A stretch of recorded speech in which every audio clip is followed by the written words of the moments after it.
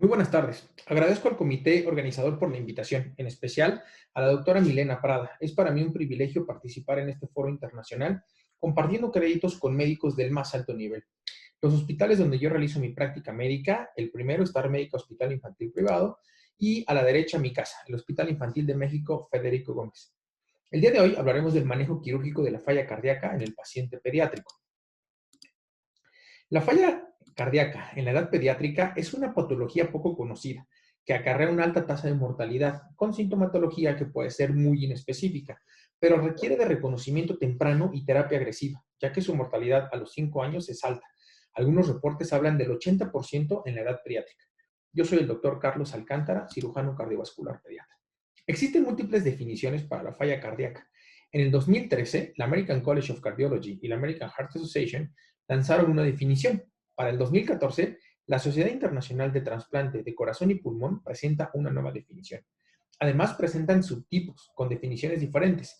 Sin embargo, la mayoría coincide en que se trata de un síndrome progresivo con características clínicas y fisiopatológicas, causadas por alteraciones cardiovasculares y no cardiovasculares, que se asocian a alteraciones neurohormonales o circulatorias y cambios moleculares que producen deterioro progresivo del corazón y muerte prematura de las células miocárdicas. Podría decirse que tantas definiciones hablan de la complejidad del problema. La causa más común de insuficiencia cardíaca en los Estados Unidos es la cardiopatía congénita estructural, siendo las cardiomiopatías la causa más común en un corazón estructuralmente sano. La incidencia de insuficiencia cardíaca de nueva aparición fue de 0.87 por cada 100.000 habitantes menores de 16 años, con la mayor incidencia en el primer año de vida. Más de la mitad de los casos se debieron a una miocardiopatía dilatada.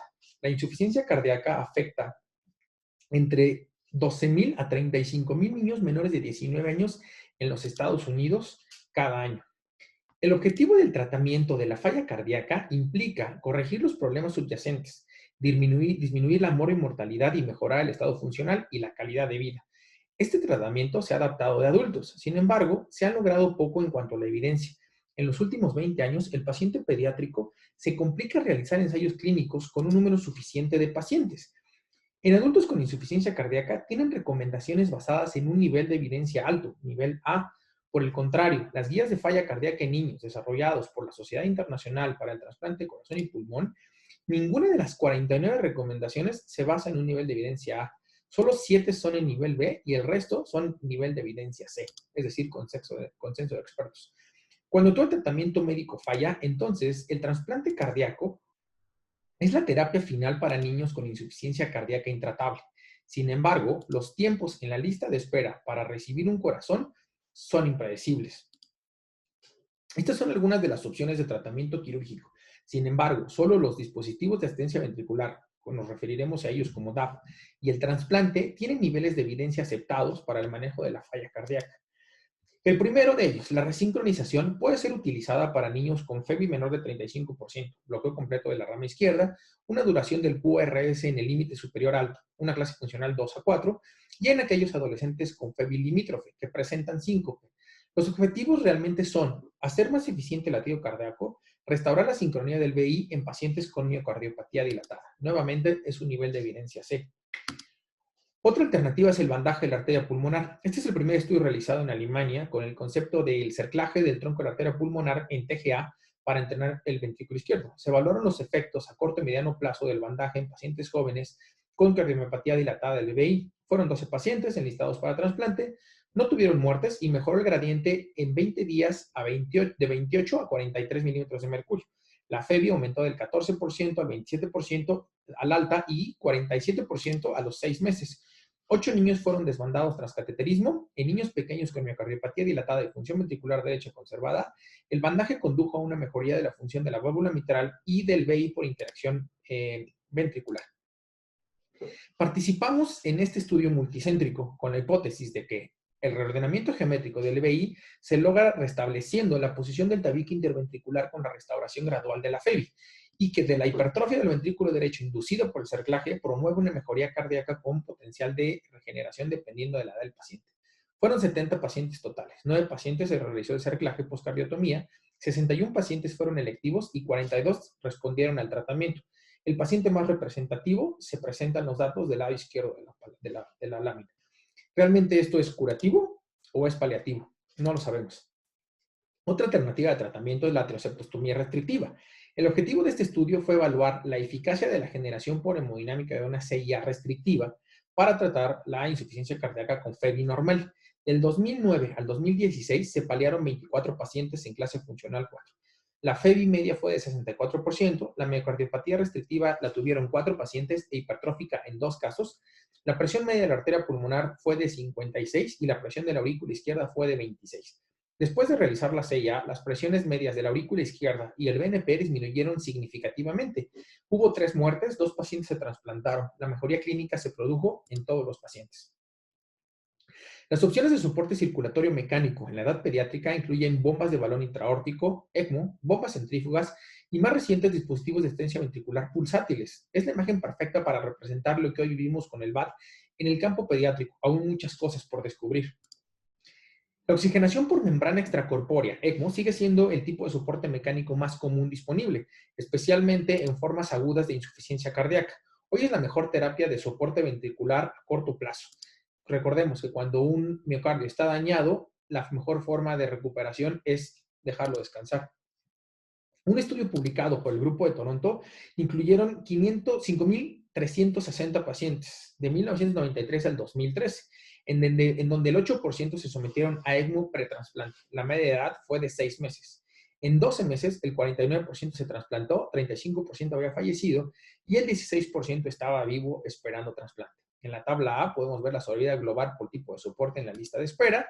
En la B, una sobrevida por tipo de soporte después de enlistarlos a trasplante. Y en la tabla C, una sobrevida después del trasplante. Los pacientes pediátricos que requirieron apoyo con ECMO antes del trasplante cardíaco tienen malos resultados.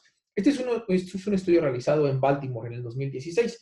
En esta revisión retrospectiva, los pacientes del grupo de ECMO como puente para trasplante tuvieron una sobrevida significativamente peor como puente a trasplante. Los dispositivos de asistencia ventricular pediátricos representan una parte pequeña pero muy especial en el campo del trasplante cardíaco. Los niños siguen teniendo un mayor riesgo de muerte en la lista de espera de trasplante, especialmente los receptores más pequeños.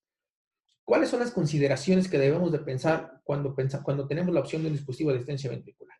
Las consideraciones importantes son peso del paciente y superficie corporal, anatomía del paciente, 1, 2 ventrículos o es una cardiomiopatía, los objetivos del apoyo a corto plazo para la recuperación, puente a trasplante, puente para la toma de decisiones o terapia de destino, incluso si se desea el alta hospitalario.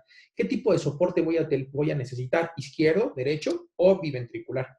En 1990, el Grupo de Berlín informó sobre el primer puente pediátrico exitoso al trasplante utilizando un DAP izquierdo para corpóreo pulsátil en un niño.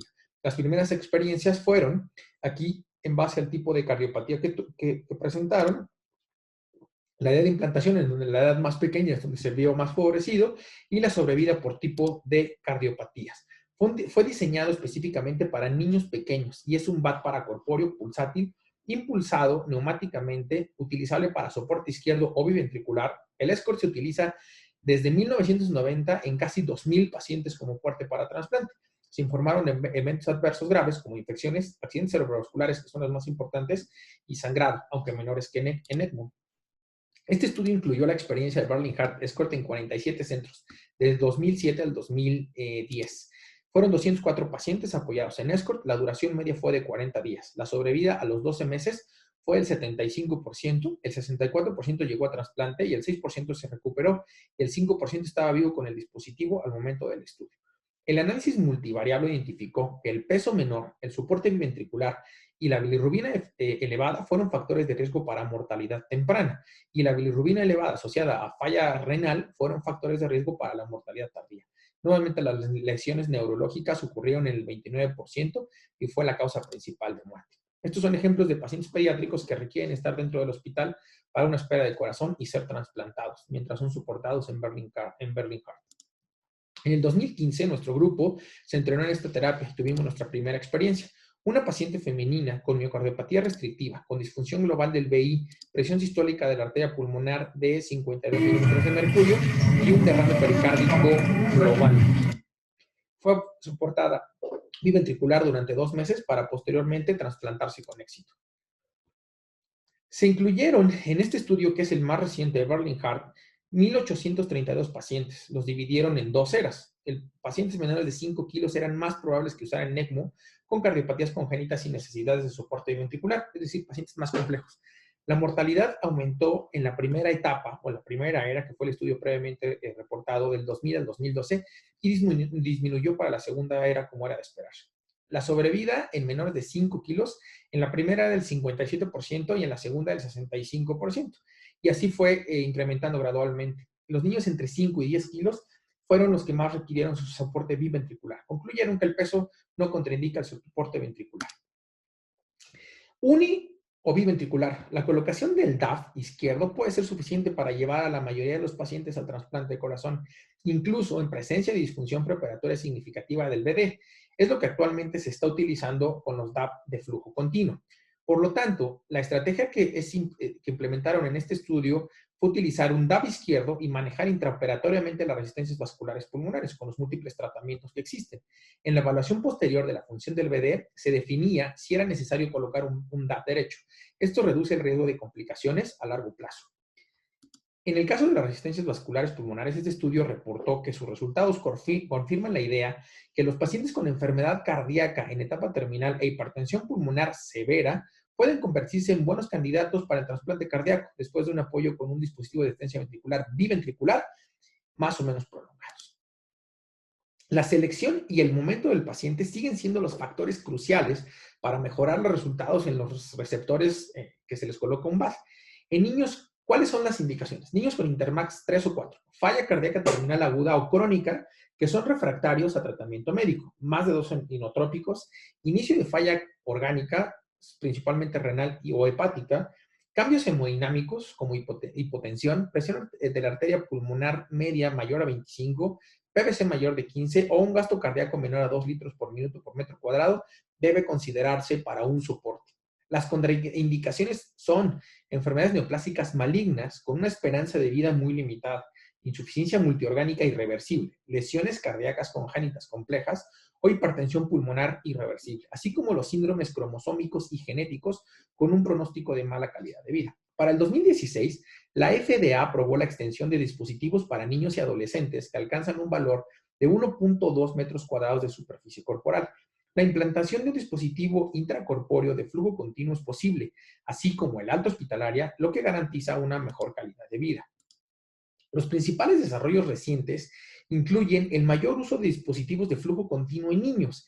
El 20% de los pacientes pediátricos con un DAB tienen cardiopatías congénitas y casi 2/3 partes de ellos tienen una fisiología univentricular. Los resultados de sobrevida después de la implantación de un DAB en el paciente con un univentricular siguen siendo inferiores.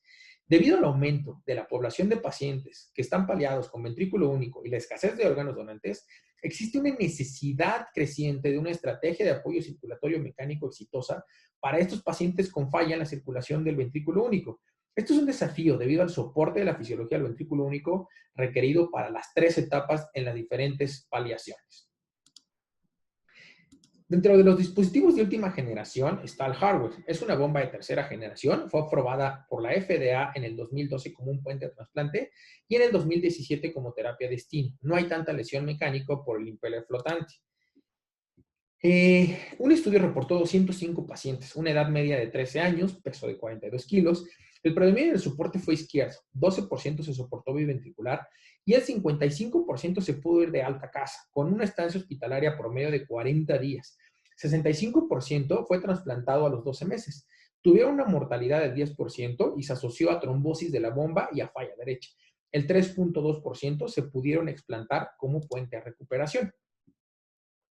El HeartMate 3 es un dispositivo de última generación, lo más usado actualmente en Estados Unidos. La FDA lo aprobó para niños con superficie corporal mayor a 1.5 y como puente para trasplante o terapia destino. Tenemos 2 estudios importantes. El primero reporta un 80% de sobrevida a 2 años, donde se incluyeron 1,082 pacientes. Hubo menores cambios de bomba y el daño neurológico fue menor comparado con el HeartMate 2, del 10% contra el 19%. Y, sin embargo, el Action Report nos reporta 35 pacientes con superficie corporal entre 0.78, que esto es un buen avance. 97% de sobrevida, 57% se trasplantaron, no hubo daño neurológico y no hubo trombosis. ¿Qué pasa con los dispositivos como puente a recuperación? En este estudio, el objetivo fue describir la tasa de recuperación y los predictores de recuperación e informar sobre el seguimiento a largo plazo después de la explantación de un TAP en niños. Los niños que pasaron en la recuperación de 1990 al 2016 se compararon con una corte que no se recuperaron. ¿Cuáles fueron sus resultados? Se identificaron 149 pacientes con una edad media de 5 años. De estos, el 65% tenía miocardiopatía y el 9% una miocarditis. El 24% correspondía a cardiopatías congénitas. La tasa de recuperación global fue del 14% y del 7% en pacientes con miocardiopatía dilatada. ¿Cuáles fueron los predictores de recuperación? La edad menor de 2 años y el diagnóstico de miocarditis.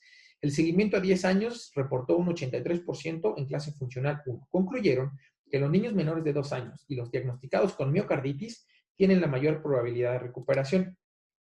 ¿Cuáles son las nuevas generaciones y hacia dónde vamos? El Jarvik 2000. Se realizaron estudios experimentales en animales con resultados alentadores en el 2016 por el doctor Adachi.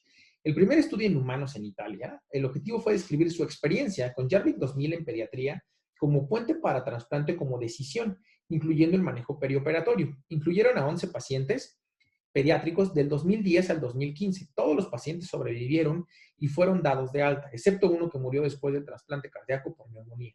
No se produjeron eventos neurológicos. Este es el Jarvik 2000. El tamaño es impresionante y aparte es súper confortable para el paciente, lo que permite una mejor calidad de vida, que es lo que se busca actualmente. Sincardia, el corazón artificial total, pareciera ciencia ficción. El grupo de Cincinnati publicó este estudio con resultados alentadores, aunque tuvieron muchas complicaciones, sobre todo sangrados en un 20% de predominio intestinal, infección más del 70% y daño neurológico del 23%. Aún hay muchas cosas que se puedan recuperar. Por último, tenemos el registro de todos los pacientes que se les colocó un DAP del 2012 al 2019. Se incluyeron 856 pacientes. Los paracorpóreos son los más usados en niños pequeños y los de flujo continuo han ganado terreno. En los niños de mayor peso y superficie corporal, los implantables son los que más sobresalen, sobre todo por lo que hemos platicado acerca de la calidad de vida. La mayoría son izquierdos, seguidos por ventriculares, y 6 pacientes se les colocó un corazón total artificial. La mayoría de ellos fueron como destino a trasplante.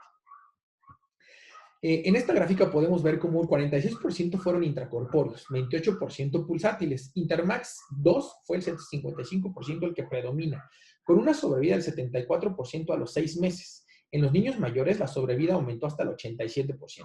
Como vemos, los dispositivos izquierdos son los que más predominan en un 81%.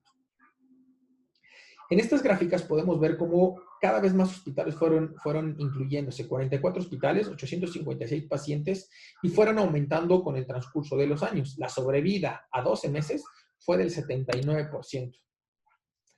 En estas gráficas podemos ver los diferentes tipos de bombas, paracorpóreos o continuas, han ido cambiando para convertirse en intracorpóreos, porque los niños con más kilos tienen diferentes opciones, similares a los del adulto. Estos son los porcentajes de las complicaciones que se presentaron divididos por el tipo de soporte. Como vemos todavía, el sangrado, las infecciones y los daños neurológicos son los que más frecuentemente se van a presentar.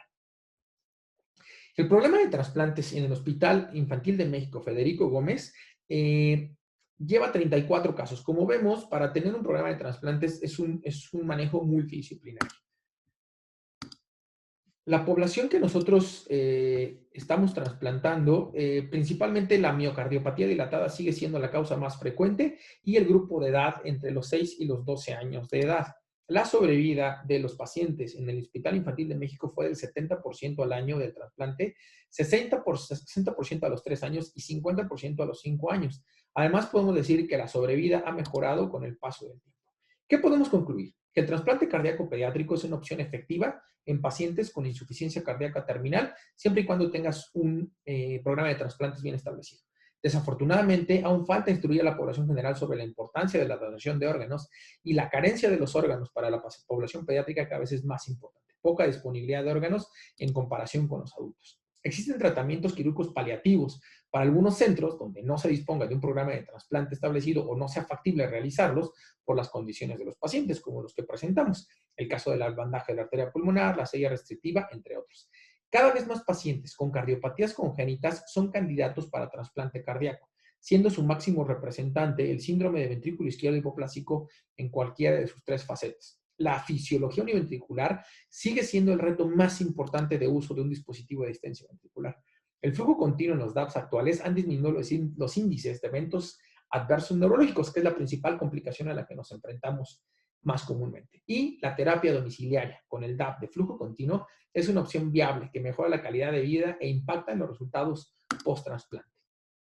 Eso es todo y muchas gracias. Dejo mi correo electrónico para cualquier duda o comentario que exista. Agradeceré sus comentarios.